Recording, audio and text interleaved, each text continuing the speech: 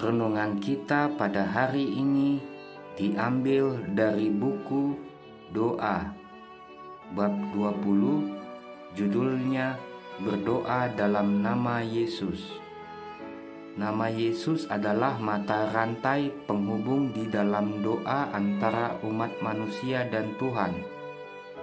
Di dalam nama Kristus, permohonan-permohonan kita terangkat kepada Bapa.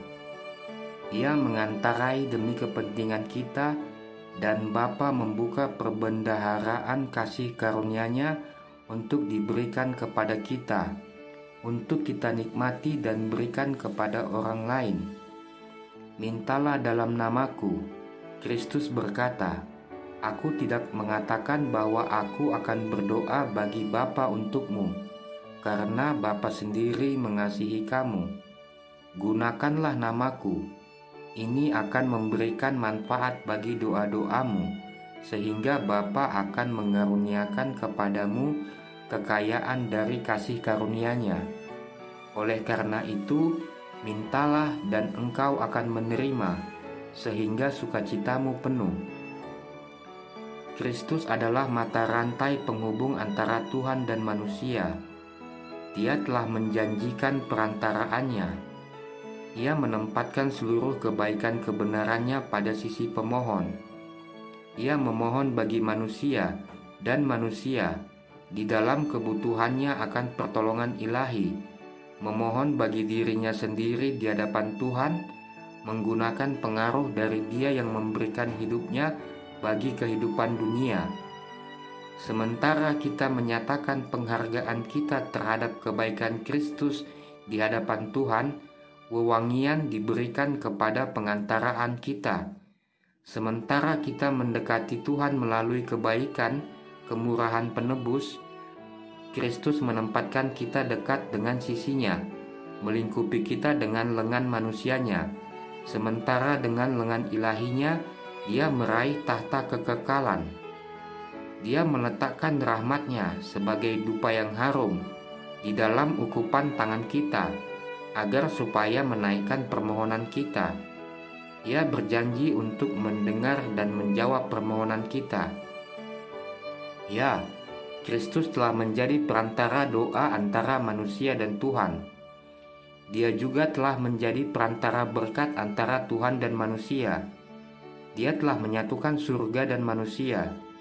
Manusia perlu bekerja sama dengan Dia untuk keselamatan jiwa mereka, dan kemudian membuat usaha yang sungguh-sungguh dan penuh ketekunan untuk menyelamatkan mereka yang hampir mati. Sebagaimana sebelumnya, ketika para murid belum mengenal kuasa dan sumber daya yang tak terbatas dari Kristus, Ia berkata kepada mereka, Sampai sekarang kamu belum meminta sesuatu pun dalam namaku. Yohanes 16 ayat 24. Ia menjelaskan bahwa rahasia kemajuan mereka ialah dalam meminta kekuatan dan kasih karunia dalam namanya. Ia akan hadir di hadapan Bapa untuk mengajukan permohonan bagi mereka. Doa dari pemohon yang rendah hati disampaikannya sebagai keinginannya sendiri demi kepentingan jiwa itu. Setiap doa yang sungguh-sungguh didengar dalam surga. Doa itu mungkin tidak diungkapkan dengan fasih, tetapi jika hatinya ada di dalam doa itu, maka doa itu akan naik ke bait suci surgawi di mana Yesus sedang melayani, dan Ia akan menyampaikannya kepada Bapa tanpa satu perkataan yang kaku dan menganggapnya indah dan harum dengan dupa kesempurnaannya sendiri. Para murid haruslah memikul tugas mereka selanjutnya di dalam nama Kristus. Setiap kata-kata mereka dan tindakan adalah untuk menyematkan perhatian kepada namanya, yang memiliki kekuatan yang sangat penting, yang mana orang berdosa dapat diselamatkan. Iman mereka terpusat kepadanya, yang adalah sumber pengampunan dan kuasa. Dalam namanya mereka harus menyampaikan permohonan mereka kepada Bapa, dan mereka akan menerima jawabnya. Mereka haruslah membaptiskan dalam nama Bapa, Anak, dan Roh Kudus. Nama Kristus harus menjadi semboyan mereka, lencana keistimewaan mereka, ikatan persatuan mereka, otoritas dari pergerakan mereka, dan sumber dari kemajuan mereka. Di bilik yang maha suci saya melihat sebuah tabut, di bagian atas dan sisi-sisinya terbuat dari emas murni. Pada setiap ujung dari tabut itu ada kerub yang indah, dengan sayap yang menyelubunginya. Wajah mereka menghadap satu sama lain, dan mereka melihat ke bawah. Di antara kedua malaikat itu ada ukupan emas. Di atas tabut itu, di mana malaikat-malaikat itu berdiri, ada sebuah sinar kemuliaan yang sangat terang, yang muncul seperti sebuah tahta di mana Tuhan bersemayam. Yesus berdiri di samping tabut itu, dan ketika doa-doa yang kudus naik kepadanya, dupa di mezbah ukupan akan berasap, dan dia akan menaikkan doa-doa mereka dengan dupa kepada Bapanya. Apa artinya berdoa dalam nama Yesus? Berdoa dalam nama Yesus memiliki banyak arti. Itu berarti bahwa kita menerima karakternya, menunjukkan rohnya, dan mengerjakan pekerjaannya. Janji juru selamat diberikan dengan syarat. Jikalau engkau mengasihi aku, dia berkata, turutilah perintah-perintahku. Ia menyelamatkan manusia bukan di dalam dosa, tetapi dari dosa, dan mereka yang mengasihi dia akan menunjukkan kasih mereka melalui penurutan. Yesus berkata, kamu akan berdoa dalam namaku, dan tidak aku katakan kepadamu bahwa aku meminta bagimu kepada Bapa, sebab Bapa sendiri mengasihi kamu. Akulah yang memilih kamu, supaya apa yang kamu minta kepada Bapa dalam namaku diberikannya kepadamu.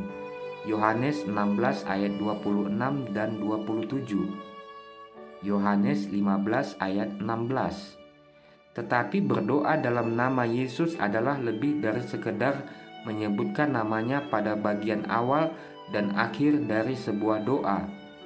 Hal ini sesungguhnya berarti berdoa dengan pikiran dan roh Yesus, sementara kita percaya kepada janji-janjinya, bersandar kepada kasih karunia-Nya, dan mengerjakan pekerjaannya. Tuhan mengundang kita untuk datang kepadanya dalam nama Yesus. Engkau diundang untuk datang, untuk meminta, untuk mencari, dan untuk mengetok, dan engkau dipastikan tidak akan datang sia-sia. Yesus berkata, mintalah, maka akan diberikan kepadamu. Carilah, maka kamu akan mendapat. Ketoklah, maka pintu akan dibukakan bagimu. Karena setiap orang yang meminta, menerima, dan setiap orang yang mencari, mendapat, dan setiap orang yang mengetok, baginya pintu dibukakan. Matius 7 ayat 7 dan 8. Yesus mengilustrasikan kesediaan Tuhan untuk memberkati melalui kesediaan seorang ayah memenuhi permintaan anaknya. Dia berkata, Bapa manakah di antara kamu, jika anaknya minta ikan daripadanya, akan memberikan ular kepada anaknya itu ganti ikan? Atau jika ia minta telur, akan memberikan kepadanya kalajengking? Jadi jika kamu yang jahat tahu memberi pemberian yang baik kepada anak-anakmu, apalagi Bapamu yang di sorga, ia akan memberikan Roh Kudus kepada mereka yang meminta kepadanya. Lukas 11 ayat 11 sampai 13. Kita datang kepada Tuhan dalam nama Yesus melalui sebuah undangan khusus, dan Dia menyambut kita ke dalam ruang pertemuannya. Dia menanamkan kepada jiwa yang rendah hati dan penuh penyesalan iman di dalam Kristus, yang mana olehnya ia dapat dibenarkan. Yesus menghapuskan kesalahannya yang setebal awan, dan hati yang dihiburkan berseru, Aku mau bersyukur kepadamu ya Tuhan, karena sungguh pun Engkau telah murka terhadap aku, tetapi murkamu telah surut dan Engkau menghibur aku. Yesaya 12 ayat 1. Berdoa dalam nama Yesus dan oleh inspirasi Roh Kudus. Ketika seorang manusia menghembuskan doa yang sangat bersungguh-sungguh kepada Tuhan, Yesus Kristus adalah satu-satunya nama yang diberikan di bawah langit di mana kita bisa diselamatkan. Ada di dalam kekuatan dan kesungguh-sungguhan itu sebuah janji dari Tuhan bahwa Ia akan menjawab doa dengan sangat melimpah, melebihi semua yang kita dapat minta atau pikirkan. Kita tidak hanya berdoa dalam nama Yesus, tetapi oleh inspirasi dan terang Roh Kudus. Hal ini menjelaskan arti dari yang telah dikatakan. Roh sendiri mengantarai bagi kita dengan keluhan-keluhan yang tidak dapat diutarakan. Permohonan kita harus dinaikkan dalam iman yang sungguh-sungguh. Kemudian mereka akan mencapai tahta kemurahan itu. Dengan tidak lelah, gigihlah dalam berdoa. Tuhan tidak berkata, "Berdoa 1 kali, dan aku akan menjawabmu." Firman-Nya adalah doa. Bertekunlah dalam doa, percayalah bahwa engkau telah menerima hal-hal yang engkau minta, dan engkau akan menerimanya. Aku akan menjawabmu. Kita dapat menghampiri Tuhan dengan penuh keyakinan melalui nama Yesus. Kerendahan hati dan sikap hormat harus menandai pembawaan semua orang yang datang ke hadirat Tuhan. Di dalam nama Yesus kita dapat datang ke hadapannya dengan keyakinan, tetapi janganlah kita menghadap hadiratnya dengan keberanian yang sembrono, seolah-olah Dia setara dengan diri kita. Ada orang-orang yang memanggil Tuhan yang agung, suci dan maha kuasa, yang bersemayam di tengah-tengah terang yang tak terhampiri itu, seperti mereka memanggil orang-orang yang setara dengan diri mereka, bahkan seperti kepada seorang yang lebih rendah daripadanya. Ada orang-orang yang membawakan dirinya di dalam rumah Tuhan dengan satu cara yang ia tidak akan berani melakukannya bila mana sedang berada di ruang pertemuan bersama dengan seorang pemimpin dunia. Mereka harus ingat bahwa mereka berada dalam pandangan Dia yang dipuja oleh para serafim, yang di hadapannya para malaikat menudungi wajahnya. Di dalam nama Yesus kita dapat datang ke hadirat Tuhan dengan keyakinan dari seorang anak. Tidak seorang pun diperlukan untuk bertindak sebagai perantara. Melalui Yesus kita dapat membuka hati kita kepada Tuhan sebagai seseorang yang mengenal dan mengasihi kita. Tuhan akan menghargai nama Yesus di doa kita. Setiap janji dalam firman Tuhan memperlengkapi kita untuk perkara yang kita doakan. Menyampaikan firman Tuhan yang dijanjikan sebagai jaminan kita. Apapun berkat rohani yang kita perlukan adalah hak kita untuk memintanya melalui Yesus. Kita dapat mengatakan kepada Tuhan dengan kesederhanaan seorang anak apa sebenarnya yang kita perlukan. Kita dapat mengatakan kepadanya masalah-masalah duniawi kita, meminta roti dan pakaian maupun roti hidup dan jubah kebenaran Kristus. Bapamu yang di surga mengetahui bahwa engkau memerlukan ini semua, dan engkau diundang untuk meminta kepadanya sehubungan dengan perkara-perkara itu. Melalui nama Yesuslah setiap pertolongan diterima. Tuhan akan menghormati nama itu dan akan memenuhi kebutuhanmu dari kekayaan kemurahan hati-Nya. Kita tidak hanya berdoa dalam nama Kristus, tetapi juga oleh inspirasi Roh Kudus. Hal ini menjelaskan makna dari ungkapan bahwa Roh berdoa untuk kita kepada Allah dengan keluhan-keluhan yang tidak terucapkan. Roma 8 ayat 26. Doa-doa seperti inilah yang Tuhan rindu untuk menjawabnya.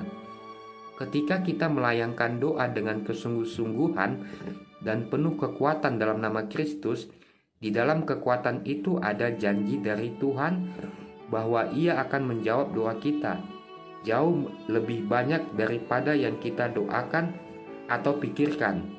Efesus 3 ayat 20. Kristus telah mengatakan, "Apa saja yang kamu minta dan doakan, percayalah bahwa kamu telah menerimanya, maka hal itu akan diberikan kepadamu." Markus 11 ayat 24. Apa juga yang kamu minta dalam namaku, aku akan melakukannya, supaya Bapa dipermuliakan di dalam Anak.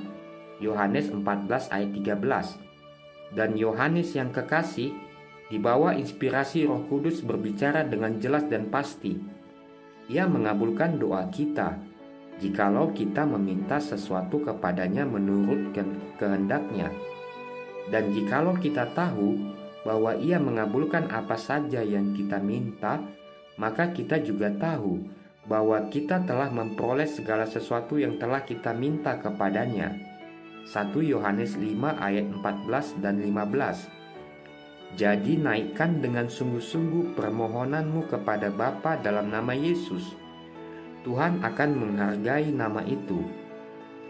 Demikianlah renungan kita pada hari ini yang diambil dari buku Doa bab 20, judulnya Berdoa dalam nama Yesus.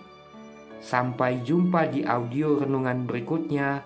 Shalom, Tuhan memberkati.